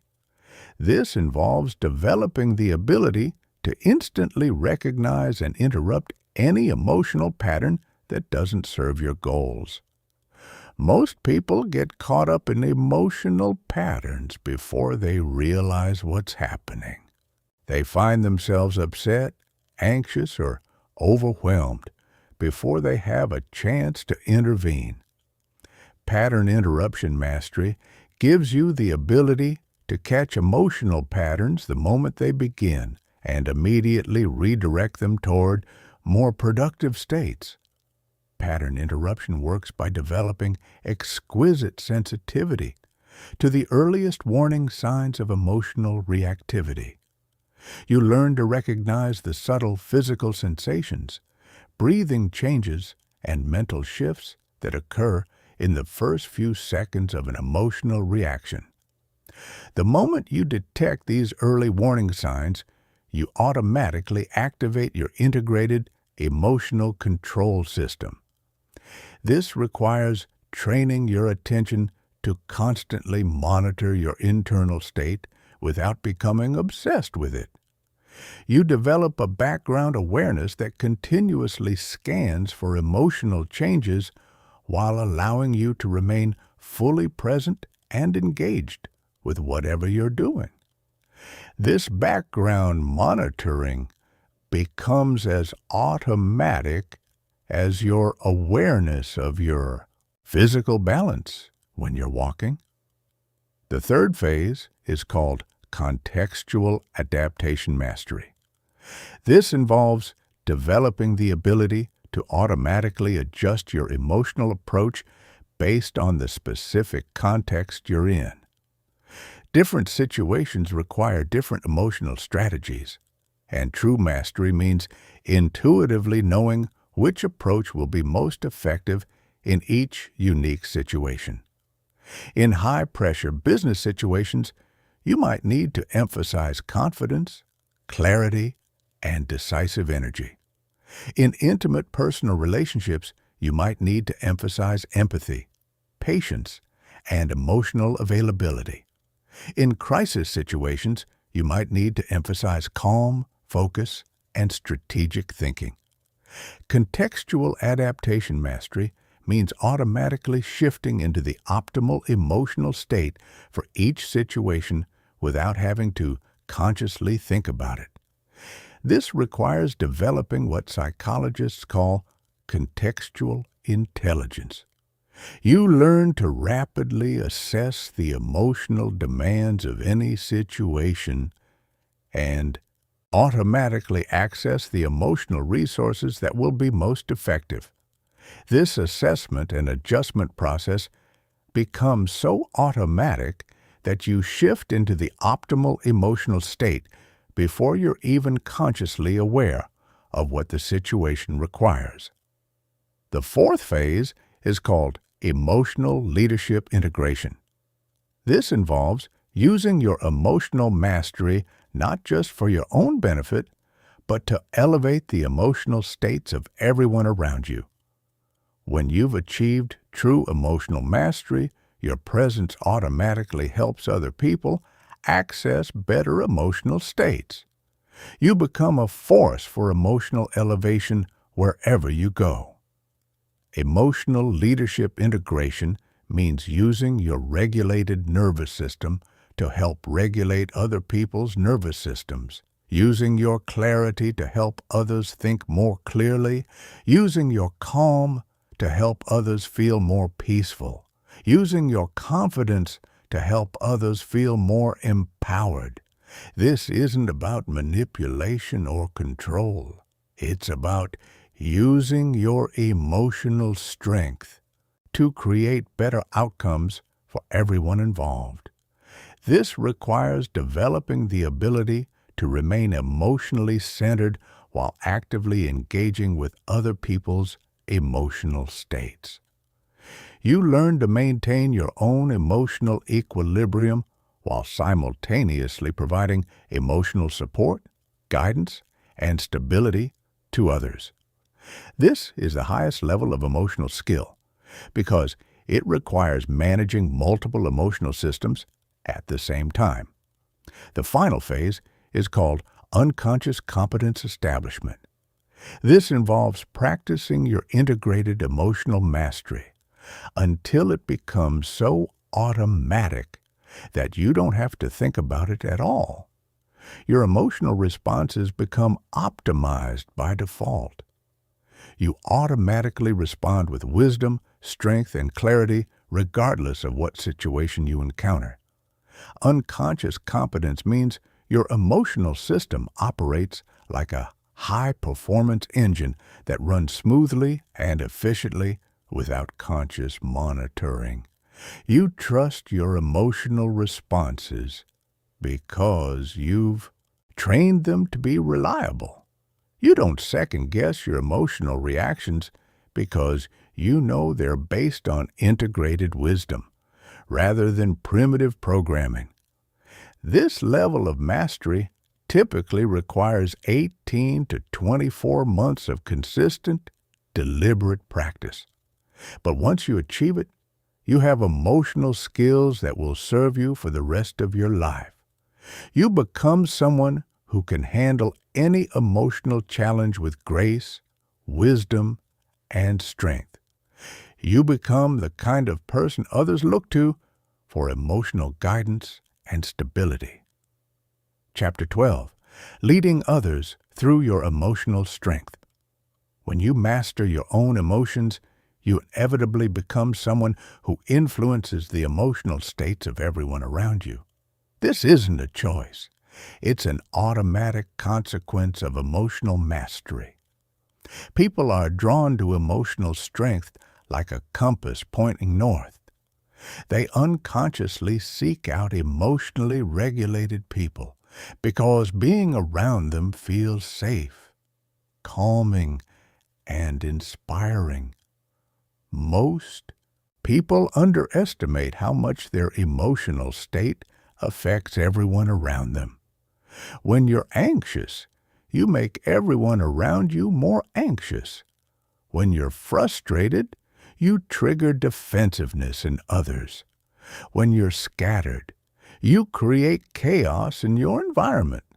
When you're down, you drain energy from everyone you encounter. Your emotional state is constantly broadcasting signals that influence the nervous systems of everyone in your proximity. But the opposite is also true. When you're calm, you help others feel more peaceful. When you're confident, you help others feel more empowered. When you're focused, you help others think more clearly. When you're positive, you elevate the energy of everyone around you. Emotional mastery gives you the ability to be a positive emotional influence instead of a negative one. Emotional leadership isn't about controlling other people's emotions. It's about taking responsibility for the emotional impact you have on your environment and consciously choosing to use that impact to create better outcomes for everyone involved. It's about recognizing that your emotional state isn't a private matter. It affects everyone you interact with, and therefore you have a responsibility to manage it wisely. The first principle of emotional leadership is emotional contagion mastery. As we discussed earlier, emotions are highly contagious. Most people spread their emotions unconsciously and randomly. They infect others with their anxiety, frustration, or stress without realizing what they're doing. Emotional leaders spread emotions consciously and strategically. They deliberately cultivate positive emotional states and share them with everyone they encounter. Emotional contagion mastery requires developing the ability to generate specific emotional states on demand and maintain them regardless of what's happening around you. If you need to inspire confidence in your team, you learn to access and maintain genuine confidence, even if you're privately feeling uncertain. If you need to create calm in a crisis situation, you learn to access and maintain genuine calm, even if the situation is genuinely chaotic. This isn't about being fake or suppressing your authentic emotions. It's about having such mastery over your emotional range that you can consciously choose which emotions to emphasize based on what will serve the situation best. The second principle is emotional environment design. Your presence creates an emotional environment wherever you go. Most people create chaotic, stressful, or negative emotional environments because they haven't learned to manage their own emotional output. Emotional leaders consciously design positive emotional environments that bring out the best in everyone they encounter. Emotional environment design involves paying attention to the emotional tone you create through your voice, your body language, your energy level, and your general presence. It means being intentional about whether you want to create an environment of high energy or calm focus, of serious intensity or playful creativity, of challenge or support. Different situations require different emotional environments, and emotional leaders learn to consciously create whatever environment will be most effective. In a brainstorming session, you might create an environment of open curiosity and creative energy. In a crisis meeting, you might create an environment of calm focus and decisive clarity. In a celebration, you might create an environment of joy and appreciation. The third principle is emotional conflict resolution. Most interpersonal conflicts are fundamentally emotional conflicts disguised as practical disagreements. People get upset about surface-level issues when they're really upset about deeper emotional needs that aren't being met.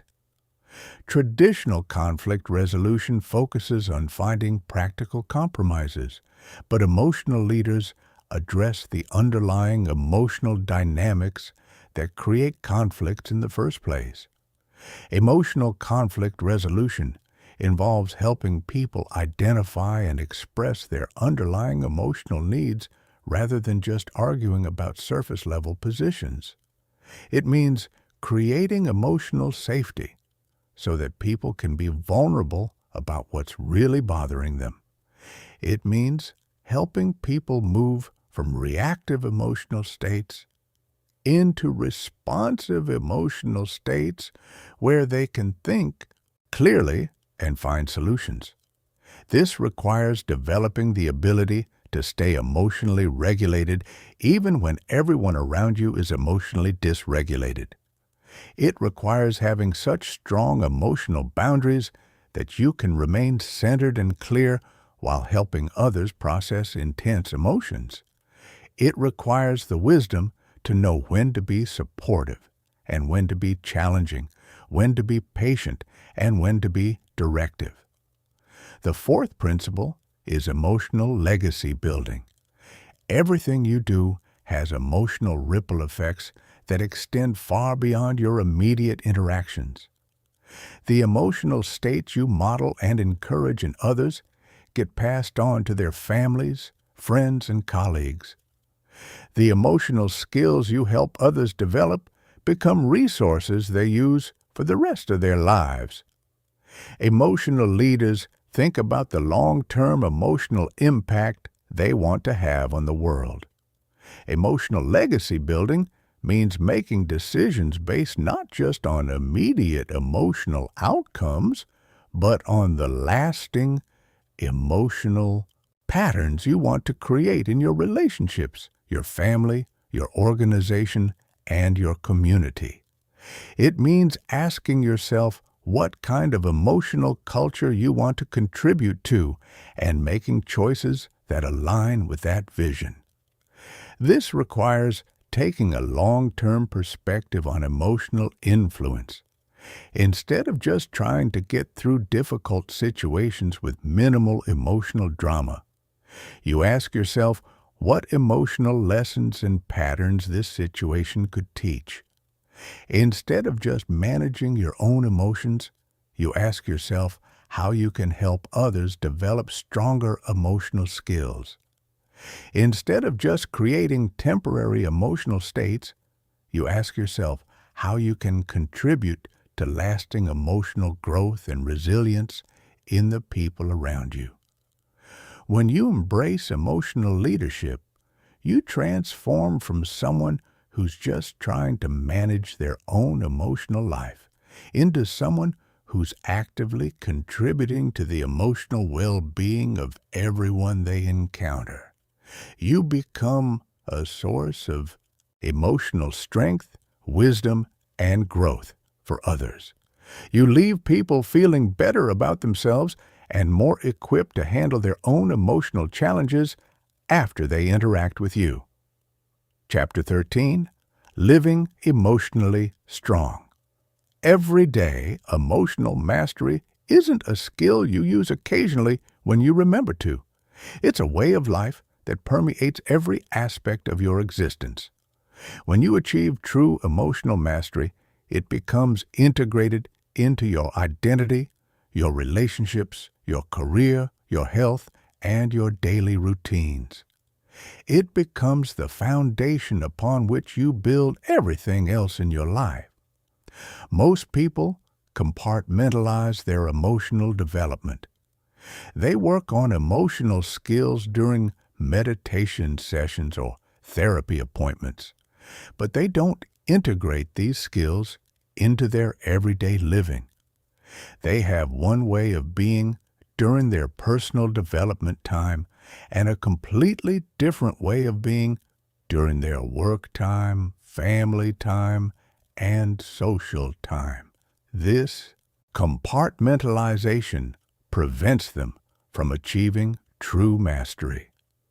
The lifestyle of emotional mastery means bringing the same level of emotional awareness, regulation, and wisdom to every area of your life. It means being the same emotionally strong person, whether you're in a high-pressure work meeting, a difficult conversation with your family, a challenging social situation, or dealing with unexpected crisis. Your emotional strength becomes a consistent part of who you are rather than something you access only when you specifically focus on it. The first element of the emotional mastery lifestyle is morning emotional conditioning. How you start your day sets the emotional tone for everything that follows. Most people begin their days reactively. They wake up and immediately check their phones, exposing themselves to news, emails, and social media that trigger stress, anxiety, or scattered thinking before they've even gotten out of bed.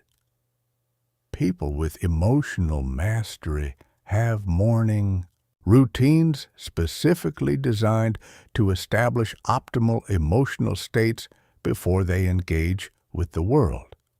They begin each day with practices that center them, ground them, and prepare them to respond to whatever challenges the day might bring from a place of strength rather than reactivity. Your morning emotional conditioning routine should include conscious breathing to activate your parasympathetic nervous system, intentional visualization to prepare your mind for optimal responses to anticipated challenges, physical movement to integrate mind-body awareness, and emotional intention setting to consciously choose how you want to show up emotionally throughout the day. This morning routine doesn't have to take hours. Even 10 to 15 minutes of conscious emotional preparation can create dramatically different outcomes for your entire day. The key is consistency rather than perfection. Doing something every day to prepare yourself emotionally is far more powerful than doing intensive emotional work occasionally. The second element is workplace emotional excellence. Most people have completely different emotional patterns at work than they do in their personal lives. They may be calm and centered at home, but stressed and reactive at work. Or they may be confident and assertive at work, but insecure and passive in their personal relationships. Emotional mastery means bringing the same emotional strength to all areas of your life. Workplace emotional excellence involves using your emotional skills to enhance your professional performance, improve your work relationships, and create better outcomes for your organization. It means staying calm under pressure, communicating clearly during conflicts, making decisions from wisdom rather than emotion, and maintaining positive energy even during difficult periods. This also means using your workplace as a training ground for emotional development. Every difficult colleague becomes an opportunity to practice patience and boundary setting. Every high-pressure deadline becomes an opportunity to practice calm focus and strategic thinking. Every workplace conflict becomes an opportunity to practice emotional leadership and conflict resolution. The third element is relationship emotional mastery. Your closest relationships are where your emotional patterns are tested most intensely. It's relatively easy to maintain emotional control with strangers or acquaintances, but much more challenging to remain emotionally regulated with family members, romantic partners, and close friends who know how to trigger your deepest emotional reactions. Relationship emotional mastery means bringing your highest emotional skills to your most important relationships. It means staying curious instead of defensive when your partner is upset with you. It means maintaining compassion when your family members are going through difficult times. It means setting healthy boundaries without becoming cold or distant. It means expressing your own needs and feelings clearly without becoming aggressive or manipulative. This requires recognizing that your relationships aren't just sources of support and enjoyment. They're also powerful emotional training environments that can help you develop strength, wisdom, and resilience. Every relationship challenge becomes an opportunity to practice emotional skills and deepen your mastery. Chapter 14, Becoming Truly Unshakable. This is where everything comes together. This is where you transform from someone who practices emotional control into someone who embodies emotional mastery so completely that nothing can shake your inner equilibrium. This is where you become truly unshakable. Emotional unshakability isn't about being emotionless or disconnected. It's about having such deep emotional stability and such refined emotional skills that you can experience the full range of human emotions without being controlled or destabilized by them. It's about being so rooted in your authentic self that external circumstances can't push you off center. It's about having such confidence in your emotional abilities that you welcome challenges as opportunities to demonstrate your strength. Most people spend their entire lives being shaken by their emotions and circumstances. They feel confident when things are going well and insecure when things are difficult. They feel peaceful when their environment is calm and stressed when their environment is chaotic. They feel positive when people treat them well and negative when people treat them poorly. Their emotional state is completely dependent on external factors they can't control. Unshakable people have transcended this dependency. They've developed inner sources of strength, peace, and confidence that remain stable regardless of what's happening around them. They experience difficult emotions when appropriate, but they're not controlled by those emotions. They care about external outcomes, but their sense of self-worth and inner peace aren't dependent on those outcomes. This level of emotional mastery requires integrating everything you've learned into a coherent philosophy and way of being that guides every aspect of your life. It requires developing what philosophers call wisdom, the ability to see life from a perspective that transcends temporary circumstances and emotional reactions. The first pillar of unshakability is radical self-acceptance.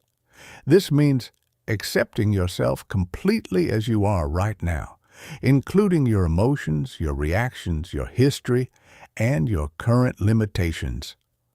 Most people are at war with themselves. They fight against their emotions, judge their reactions, and try to be someone different from who they are. This internal conflict creates constant emotional turbulence. Radical self-acceptance doesn't mean being passive about growth or accepting harmful behaviors. It means loving and accepting yourself as you are while simultaneously working to become the best version of yourself. It means treating yourself with the same compassion you would show to a good friend who's struggling. When you truly accept yourself, other people's opinions lose their power to hurt you. When you recognize your own imperfections, other people's judgments can't devastate you. When you understand that struggle is part of the human experience, difficulties can't make you feel like there's something fundamentally wrong with you. The second pillar is transcendent purpose. This means connecting your life to something larger than your personal desires, fears, and circumstances. When your identity and motivation are rooted in serving something beyond yourself, temporary setbacks and emotional challenges become much less significant. Transcendent purpose provides emotional stability because it gives you a perspective that extends beyond immediate circumstances. When you're focused on contributing to your family's well-being, your community's growth, or humanity's progress, personal emotional challenges become manageable obstacles rather than overwhelming crises. The third pillar is present moment mastery.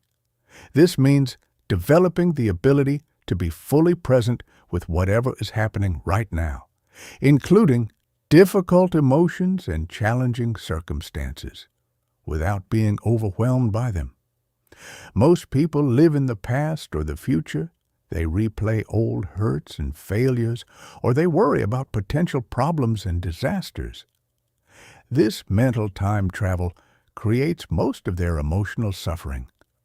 Present moment mastery allows you to experience life directly rather than through the filter of past conditioning or future anxiety.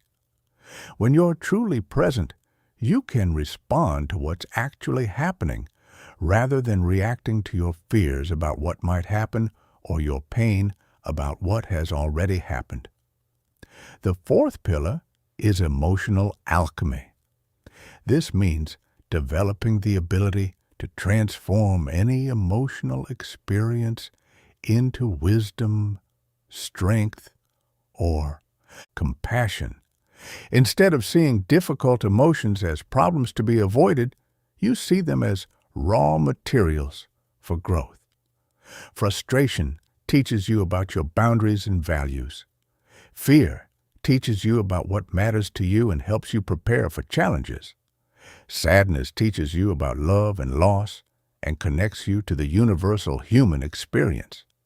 The fifth pillar is unconditional love. This means developing the capacity to love yourself and others regardless of circumstances, behaviors, or outcomes. Most people's love is conditional. They love themselves when they're successful and judge themselves when they fail. This conditional love creates constant emotional instability. Unconditional love provides unshakable emotional stability because it's not dependent on anything that can be lost or taken away. When you love yourself unconditionally, your self-worth can't be destroyed by failure, rejection, or criticism. Chapter 15. Your New Beginning. You've now been given everything you need to achieve complete emotional mastery. You have the knowledge, the techniques, the systems, and the roadmap. The only question remaining is whether you'll commit to the practice required to make this transformation real in your life. Most people will read this information and do nothing with it. They'll remain emotional prisoners for the rest of their lives, controlled by feelings they don't understand, triggered by circumstances they can't predict, living far below their potential because they never learned to harness their emotional power. But you're not most people. You're someone who has the courage to do the work that creates real transformation. You're someone who refuses to accept emotional weakness as inevitable. You're someone who's committed to becoming the strongest, wisest, most emotionally masterful version of yourself. The journey begins now. Everything you need is within your reach. The only question is whether you'll reach for it. Will you commit to the daily practice? Will you face your triggers instead of avoiding them? Will you build your emotional awareness, regulation, resilience, and intelligence systematically and consistently? This isn't just about feeling better, though you will feel better. This isn't just about managing stress, though you'll handle stress with ease. This is about becoming someone completely different. Someone who stays grounded when everyone else is panicking. Someone who makes wise decisions when everyone else is reacting. Someone who maintains their values when everyone else is compromising. Someone who lifts others up when everyone else is bringing them down. This is about becoming the person you were always meant to be. The person who lives with intention instead of reaction. The person who leads with wisdom instead of following with fear. The person who transforms challenges into opportunities and pain into power. Your emotions have been running your life for long enough. It's time to take back control. It's time to become emotionally strong. It's time to educate yourself on the best habits to control your emotions. The time is now. The choice is yours. And the life you've always wanted is waiting on the other side of this decision. Are you ready?